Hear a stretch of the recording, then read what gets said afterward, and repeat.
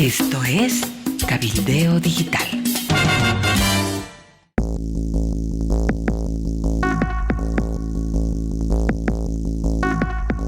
Hola Amalia, hola amigos del planeta. Estamos comenzando la semana este lunes 25 de marzo, por supuesto con novedades de último momento. Vamos a comentar lo que ha sido el censo, vamos a comentar lo que está sucediendo en Venezuela, en Rusia con Vladimir Putin y también lo que va a suponer la resolución de las impugnaciones que se han presentado para los candidatos habilitados e inhabilitados a magistrados de justicia. Todo esto, por supuesto, con mi compañera Amalia Pando, a quien le doy la bienvenida y le pido, por favor, que ya nos haga conocer sus primeros criterios sobre el tema del censo. Hola Cacho, hola a todos, bienvenidos. Estas son las noticias de último momento.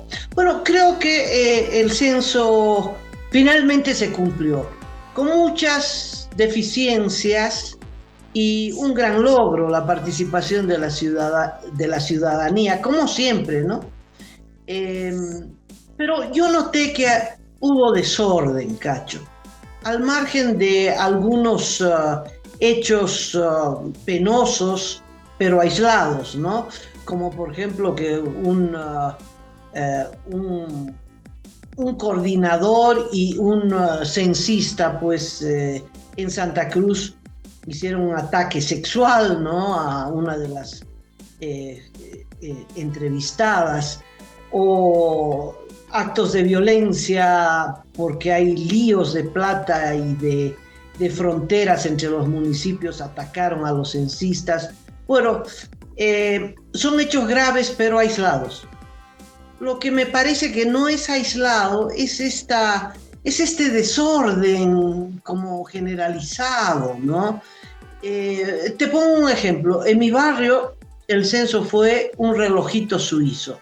A las 10 estábamos todos censados. Pero esto que fue tan bueno, ocurrió porque el INE había advertido al barrio que no tenía con quién hacer el censo. No había gente que se había inscrito, no habían voluntarios y que por lo tanto el barrio no iba a ser censado. Entonces, obviamente, como una presión para que los vecinos se inscriban como voluntarios, pero no solo ocurrió eso, sino que una vecina agarró el control, organizó, consiguió a las voluntarias, voluntarios, universitarios del propio barrio, planificó, en fin, y le dio todo cocinadito a los del censo, y efectivamente 7 de la mañana, 8 de la mañana ya empezamos a ser censados. 10 de la mañana todos estábamos censados, se entregó el material al coordinador de la zona, perfecto. No en todos los barrios ocurrió esto, y entonces hay un chat, en un WhatsApp, de aquellos que no fueron censados. No sé si es casualidad, es mucha susceptibilidad, Cacho, pero en la zona sur hay mucha gente que no fue censada. Y esto llama la atención.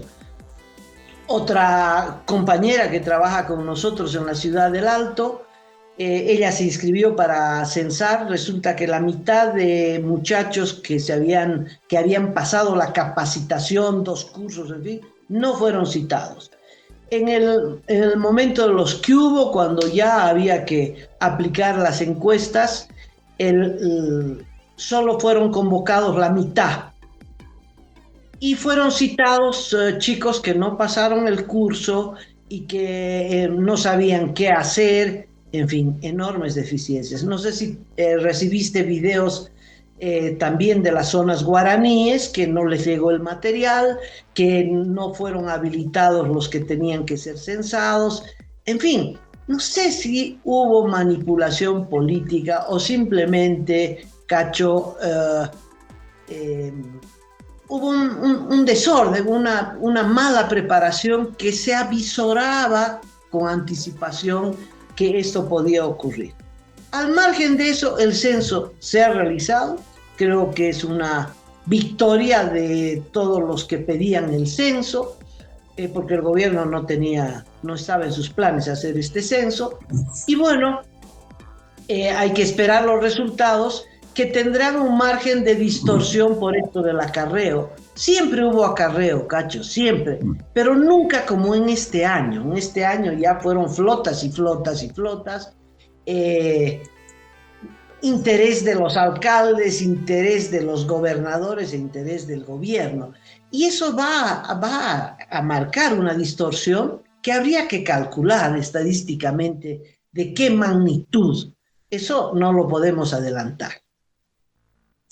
Sí, Amalia, yo creo que un primer aspecto que hay que anotar es el acarreo impune, ¿no? Ya está claro que no va a haber sanciones, no va a haber investigaciones. Los alcaldes que promovieron incluso la salida de mucha gente de las grandes ciudades, incluso pagando los pasajes y ofreciendo transporte gratis, listo, van a quedar impunes. Nunca se les va a caer la ley a estos alcaldes. Y efectivamente, como tú dices, amigos, hay que tomar en cuenta este apunte que hace Amalia, de que es un interés ahí entre alcaldes, gobernadores, pero fundamentalmente el gobierno que dejó pasar esto de la manera más extraña. Te acordarás, Amalia, que Carlos Valverde, que nos acompañó en el programa este último sábado, calculaba 500,000 de personas que han sido desplazadas, trasladadas hacia las áreas rurales. No es un dato menor. 500,000 es harta cantidad de gente que salieron de las grandes capitales hacia las áreas rurales. Hay que, creo yo, mirar el censo 2024 desde una perspectiva técnica, institucional, con todos los datos que tú has señalado, pero quizás añadiendo que causó mucha extrañeza lo que ocurrió en la ciudad de Santa Cruz, sobre todo en los barrios de la zona norte de Santa Cruz, donde no dejaron censar, no abrieron sus puertas, gente que me imagino que participó en la movilización de los 36 días en el año 2022, pero que extrañamente no quisieron ser censadas. Al final yo no entendí por qué este rechazo al censo, ¿no? También el tema de que en muchos lugares de la ciudad de La Paz igual se quedaron sin censar. En Achumani, por ejemplo, incluso llamaron a los teléfonos de referencia que estaban publicados en las redes sociales del INE y recibieron como respuesta un audio desde Tarija, ¿no? Usted se ha comunicado con el INE Tarija, así que espere nomás la comunicación del INE La Paz, ¿no? Entonces, cosas así que alimentan este cuadro de desorden que tú marcas, ¿no? Pero ese es el tema institucional, que lo que ha dicho el gobierno es que hasta septiembre se tienen que conocer los resultados, porque ya para el presupuesto, para el POA, el presupuesto general del Estado del 2025, ya tienen que estar reasignándose los recursos en función de la cantidad de población.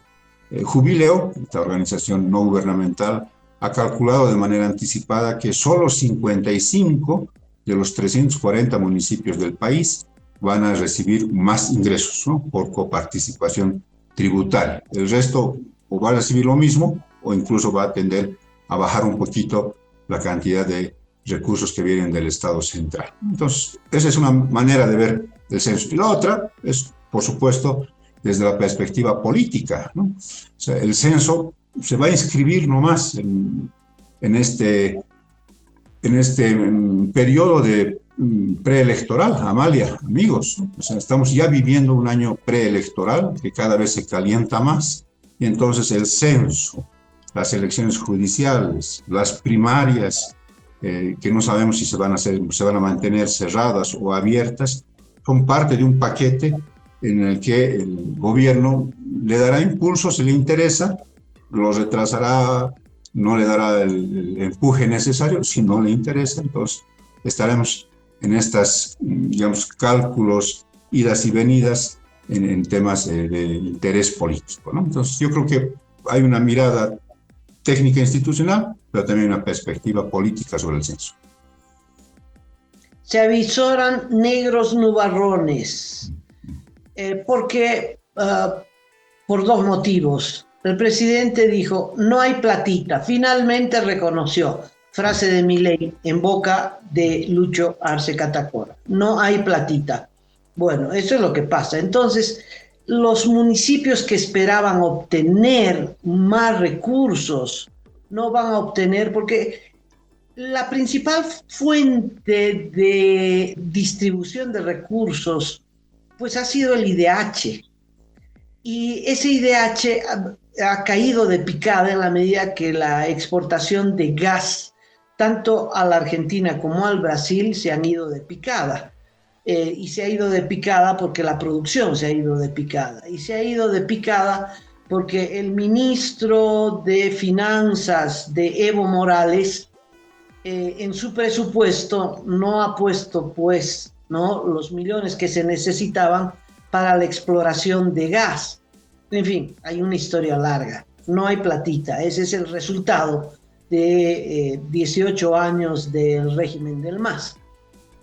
No hay platita y que si no hay platita hay una caída de todos los indicadores económicos, Cacho, de producción, de cierre de industrias, de exportación, no hay dólares, no hay gasolina, en fin, y todo eso se va a traducir en una baja de recaudación de impuestos, obviamente.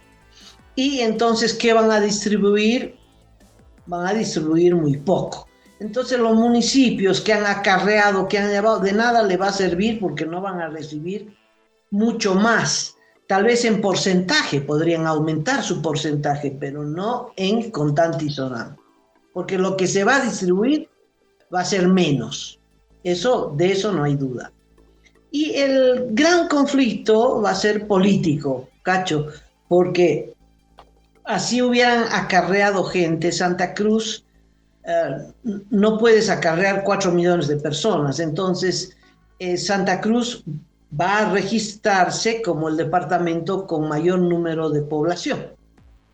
Y por lo tanto le corresponde no solo más dinero, que como te digo, eso va a ser un problema porque no hay platita, pero le va a corresponder mayor número de diputados.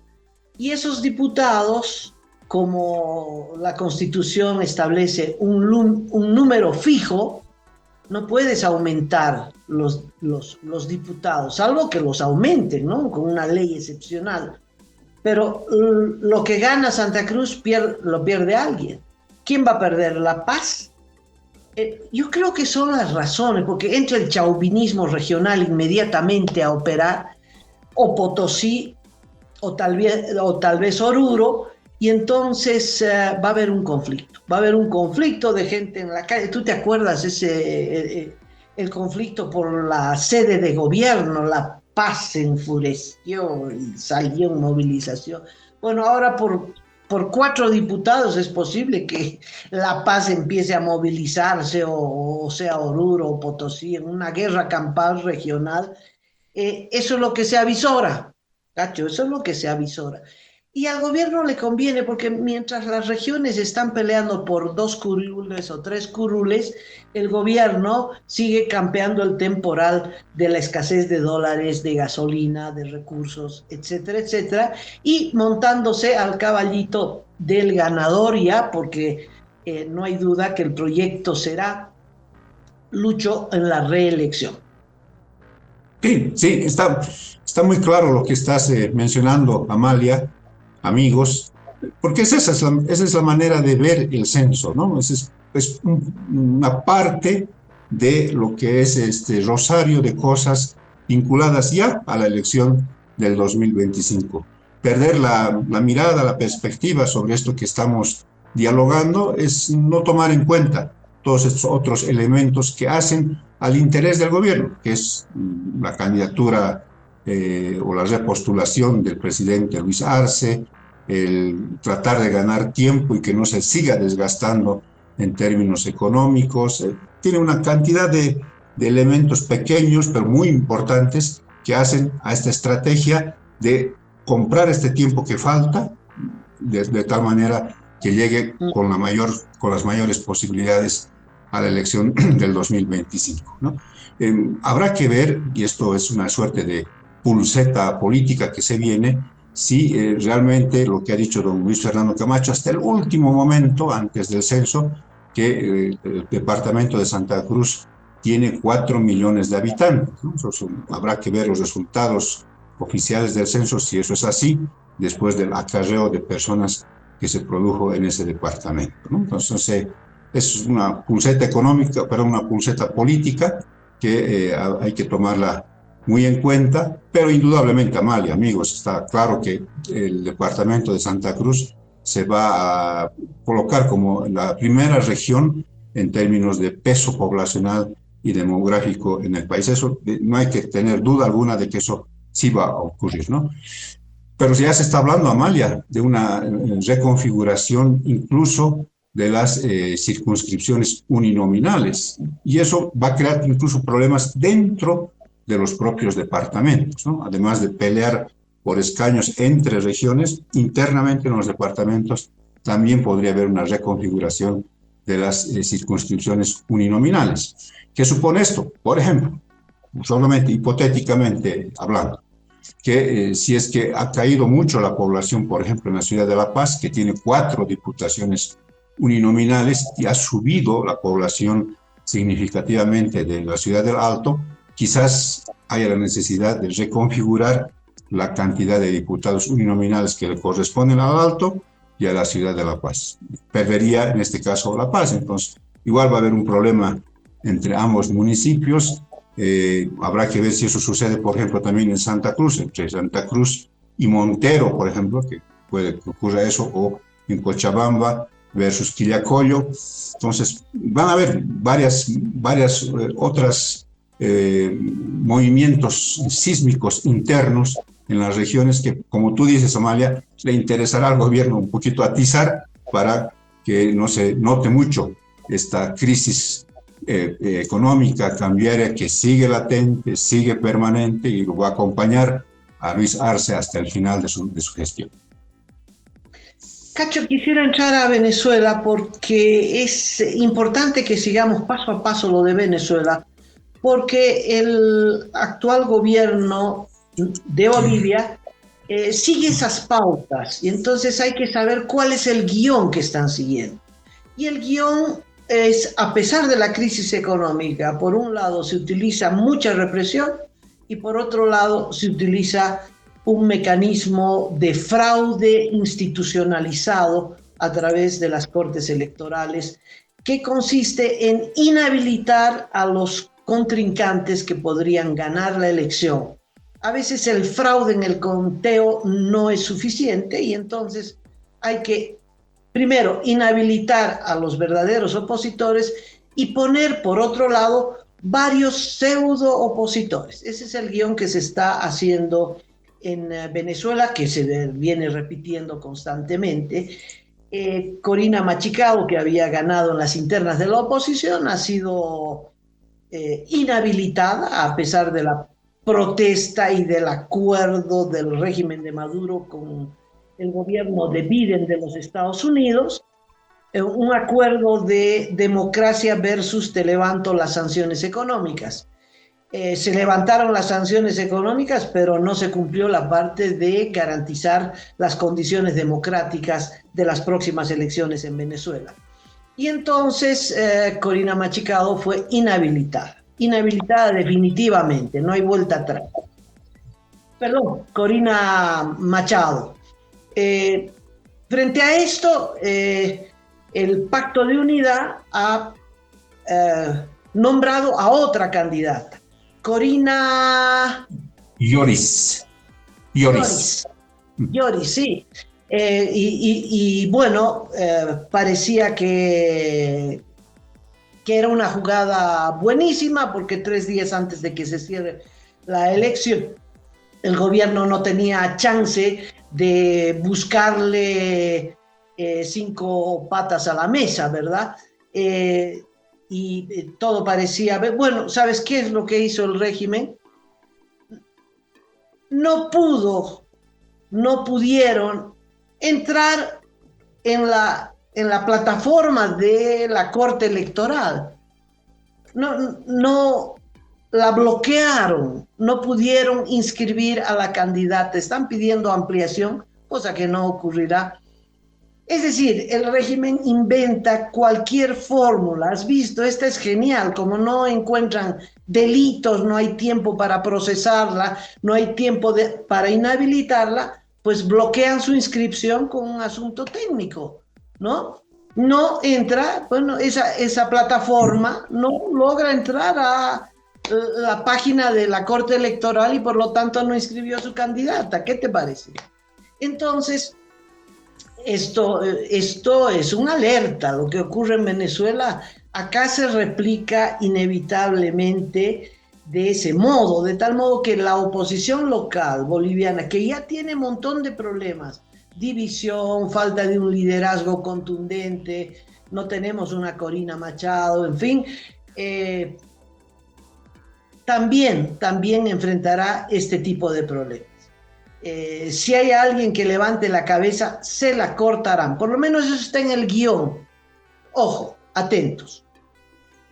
Exactamente, Amalia, exactamente. Atentos, atentos, porque les voy a leer la última información que publica Infobae, el periódico digital argentino, que siempre está muy actualizado, y señala sobre el tema lo siguiente, Amalia, amigos. Cuando faltan menos de 24 horas para el cierre de la inscripción de candidatos a la elección presidencial en Venezuela, el Consejo Nacional Electoral, controlado por el chavismo, mantiene restringido el acceso de la oposición al sistema automatizado para la inscripción de su candidata Corina Yoris. Lo que ha dicho Amalia se confirma y entonces no le están dejando ingresar a la plataforma de Unidad Venezolana, a la plataforma de la oposición venezolana, para que registre, o sea, meter el nombre de Corina Yoris, su número de carnet, me imagino, algunos otros datos personales, y listo, pasa a ser registrada como candidata presidencial. Mira, Amalia, esto es solamente, como tú dices, la receta parece que se va nomás a replicar aquí en Bolivia. Sí han permitido el registro de las candidaturas de los diputados afines al chavismo, Luis Eduardo Martínez, Juan Alvarado, José Brito y Javier Bertucci, de los exalcaldes Claudio Fermín y Daniel Ceballos, de un opositor, Antonio Ecarri, del comediante Benjamín Rousseau y de Luis Ratti, que es un crítico de la plataforma de la oposición venezolana. ¿Quiénes serán? Unos desconocidos que nadie ni en Venezuela los deben conocer, salvo al comediante, y entonces es eso, o sea, juegan también con algunas fichitas ahí para que aparezca que hay candidatos y que hay una fiesta democrática y aquí hay varios postulantes, todos afines, me imagino, al chavismo, y entonces están bloqueando la candidatura en este momento de Corina Yoris para que no se deje participar a la principal opción para arrebatarle el poder a Nicolás Maduro. Y bueno, de Venezuela vamos a Rusia. Lo que ha ocurrido en estas últimas horas ha sido espantoso, como todo acto de terrorismo. Un grupo de ISIS, que es un grupo terrorista, ha hecho un atentado en un evento público en Moscú con un saldo de más de 100 muertos. Esto ha sido espantoso. 4 entraron y lanzaron ráfagas a diestra y siniestra, dejando tendanal de muertos, ¿no? Lo que hizo Putin, lo primero que hizo, aunque ya los tenía detenidos ahí en el acto, es señalar que los que habían atentado estaban escapando a Ucrania y acusó a Ucrania y se las hizo pagar con Ucrania y declaró guerra a Ucrania. Has visto que hasta ahora Putin decía que era una situación especial, una acción especial, no quería hablar de guerra, pero ahora sí dijo, esto es una guerra, o sea, le ha declarado oficialmente la guerra a Ucrania y lanzó misiles no es una bomba que cae sobre Kiev, una bomba que cae aquí y allá. No, son centenares de misiles que lanzan al mismo tiempo, y una de las hidroeléctricas ha volado por los aires, está incendiada, 1 millón de personas sin luz, sin calefacción, todavía es el coleteo del invierno, el crudo invierno en Ucrania. En fin, al final de cuentas presentaron a los 4 de ISIS, a los 4, 3 de ellos ya han confesado que efectivamente hicieron el atentado, este atentado criminal horrendo. La guerra de ISIS contra Rusia y contra Putin tiene que ver con lo ocurrido en Siria. ISIS apareció, debutó en Siria cuando la oposición se había levantado contra el dictador Bashar al-Assad, que es pupilo de Putin. Está desde los años 70. El padre primero fue dictador y ahora el hijo es el heredero de la dictadura, respaldado por Putin. No lo mueve nadie. Entonces, cuando la oposición democrática se levantó, el ataque fue tremendo. La oposición democrática tomó los fusiles, pero en eso apareció ISIS en el medio, un grupo terrorista despiadado que degollaba gente frente a las cámaras y las pasaba por internet. Era una cosa espantosa. Bueno, Putin y también Estados Unidos coordinaron para liquidar a este grupo terrorista, y con ellos liquidaron al pueblo sirio y con ellos devastaron ciudades que eran patrimonio de la humanidad. En fin, la guerra data de entonces, ¿no? Y reaparecen con este espantoso atentado terrorista. Y es un atentado similar al que Hamás hizo en Israel el 7 de octubre pasado. Muy parecido. Solo que en Israel la cantidad de muertos llegaron al millar, ¿no? Atentados terroristas injustificables, imperdonables.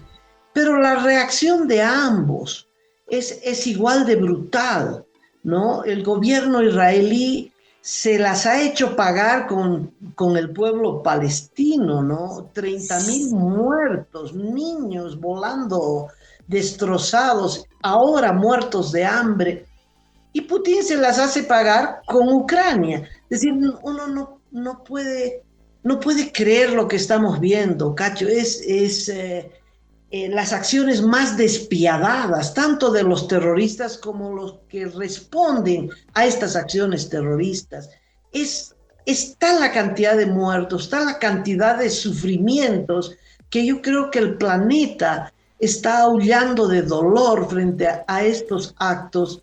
Realmente, no sé si en guerras anteriores habían situaciones tan despiadadas, tan crueles, ¿no? Lo cierto es que el pueblo de Gaza no solo está muriendo por las bombas israelíes, sino de hambre. Y Ucrania todos los días está devastando ese país, bomba tras bomba, centenares de muertos. Ya no tienen munición para defenderse, ya no tienen misiles para defenderse. Y Rusia ha declarado guerra y quiere toda Ucrania. Ya devoró Crimea y ahora quiere toda Ucrania. Así es, ese es el objetivo, Amalia. Expertos y expertas en temas bélicos en Europa del Este apuntan a eso, a que el objetivo ya es tomarse Ucrania por completo. Es tan despiadada la acción militar rusa sobre Ucrania que están cayendo los misiles como una lluvia sobre los refugios, Amalia. Ya no solamente las centrales termoeléctricas, las instalaciones que proveen energía, además en un país que tiene las temperaturas más bajas del planeta, sino sobre los refugios. Se consiguieron, sobre todo en los subsuelos, de la ciudad, perdón, de la capital, en Kiev, que hayan lugares donde se refugiaban las personas. Están bombardeando a cada rato y están muriendo mucha cantidad de personas bajo la excusa, ahora la justificación de que es una especie de reacción por lo que hizo ISIS-K. Es tremendo, o sea, han encontrado un justificativo de lo más descabellado para tratar de aniquilar, para tratar de borrar del planeta al pueblo ucraniano. ISIS-K es la facción del Estado Islámico, la más radical, la más violenta que se ha conocido en el último tiempo. No es el único ataque el perpetrado el último viernes en Moscú, en este centro de conciertos Crocus City Hall, sino ya se produjeron un par de atentados, uno especialmente el año pasado, y se conoce de esta violencia con la que actúa ISIS-K, así que es una bomba de tiempo, Amalia, una bomba de tiempo que tiene ahora Rusia, el planeta entero con ISIS-K. Cualquier momento van a actuar, no se va a quedar así la detención o el castigo ejemplar que ha anunciado Putin contra los miembros que han sido arrestados, detenidos después del acto terrorista del viernes. Va a volver a hacerse sentir ISIS-K, y es grave porque hasta que no los desarticulen totalmente, esto va a repetirse una y otra vez y otra vez. Así que es una bomba de tiempo que ha decidido expandirse además más allá de los territorios donde el Islam pesa fuerte, así que hay que tener en cuenta ese otro detalle. Estamos, como tú dices, estamos gimiendo de dolor el mundo entero por estas cosas que están pasando en Medio Oriente y en Europa del Este. Bueno, Cacho, vamos al último tema. Volvemos a lo local, menos cruento, que es la elección de los candidatos para las elecciones judiciales. Por favor, ¿qué últimos datos tienes? Bueno, después de haberse realizado las impugnaciones de parte de la ciudadanía, de sectores políticos, a los habilitados, entre ellos a los 4 prorrogados que se presentaron como postulantes al Tribunal Constitucional y al Tribunal Supremo de Justicia. Son 526 impugnaciones, si no estoy equivocado. Comenzó también a correr ya la fase de resolución de estas impugnaciones, y las 2 comisiones mixtas, la de Constitución y la de Justicia Plural, tienen hasta este miércoles 27 de marzo para resolver, pronunciarse sobre estas impugnaciones. Por ejemplo, ha sido inhabilitado el vocal electoral Tawichi Quispe, y él ha impugnado esa inhabilitación, y entonces tiene que resolver una de las comisiones mixtas esta impugnación. Entonces vamos a conocer seguramente este miércoles ya la lista definitiva de quienes se mantienen en carrera y quienes quedan al margen del proceso de selección. ¿Qué va a suponer o qué podría suponer eso, Amalia, amigos? Que quien crea que se ha mantenido su inhabilitación de manera inconstitucional, al margen de la ley, podría presentar algún tipo de recurso para incluso tratar de tumbar todo el proceso. Puede ocurrir ese tipo de situaciones, así que vamos a estar muy atentos a lo que suceda, venciéndose este plazo que concluye este miércoles. Un aniversario penoso, 44 años del asesinato de Luis Espinal. Las nuevas generaciones tal vez nunca han escuchado hablar de Luis Espinal, y por eso mismo, y a propósito de la Semana Santa, que se recuerda pues el Vía Crucis de Jesucristo, este hombre que en su tiempo habló de igualdad cuando habían esclavos en una región controlada por el Imperio Romano, y donde los judíos habían consensuado, habían tolerado el Imperio Romano, pues había un rebelde que se llamó Jesucristo, hijo de Dios, así se autoproclamó como hijo de Dios y el mundo cristiano así lo considera. Pero sobre todo fue un preso político y un asesinato político con tortura, en fin. Y bueno, este Jesucristo cambió el mundo, ¿no? Y cuando se lo hizo oficialista, la iglesia hizo barbaridades a nombre de Jesucristo. Bueno, Lucho Espinal era un jesuita, un cura jesuita,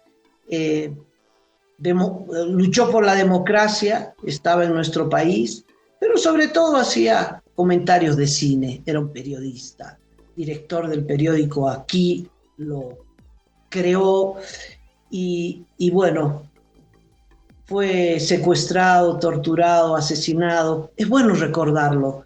Y tendremos en Cabildeo Digital una nota de quién estuvo no presente en el asesinato, pero contemporáneo en la aventura periodística y luego en el sufrimiento del anuncio de esta muerte. El asesinato de Lucho Espinal, otro Lucho, fue el anticipo de una dictadura muy cruel que fue la de García Meza. Bueno, eso les digo para picarlos en la curiosidad y poder ver este artículo importante, pero lindo en su narración en Cabildeo Digital. Ocurrió en 1980, amigos, sobre todo los jóvenes que nos están observando, hace 44 años, en 22 de marzo, don querido y recordado sacerdote jesuita, Luis Espinal Camps, fue torturado y asesinado por paramilitares en la zona de Purapura de nuestra ciudad de La Paz, ahí por la urbanización que va hacia la autopista. Lo capturaron, lo torturaron y lo asesinaron estos grupos de paramilitares que luego asaltaron el poder en julio de 1980 junto con Luis García Meza y Luis Arce Gómez. Así que fue quizás el atentado más ruin en contra del periodismo y contra las libertades democráticas de nuestro país. Y se ha repetido quizás esto en su gravedad el año 2022 con el secuestro y la tortura a 7 periodistas en Las Londras, en Santa Cruz, en el norte cruceño. Quizás estos dos hechos, uno con la muerte, la tortura de Luis Espinal, y el otro recientemente con este caso de secuestro también y de torturas a 7 periodistas. Así que estaremos esperando el material que pueda publicar Amalia en Cabildeo Digital, porque es bueno siempre recordar mantener la memoria colectiva activa, nunca tenemos que olvidar estos pasajes de nuestra historia. Con esto entonces llegamos al final del programa, Amalia. Muchas personas han hecho llegar sus mensajes. Un colega de Potosí, Pedro Fernández, de Televisión Digital de Potosí, Canal 75, me dice, los seguimos siempre, retransmitimos el programa Último Momento en nuestro canal, así que nosotros estamos agradecidos. Un saludo para Pedro Fernández y para los colegas en Potosí. Nos despedimos, será hasta mañana.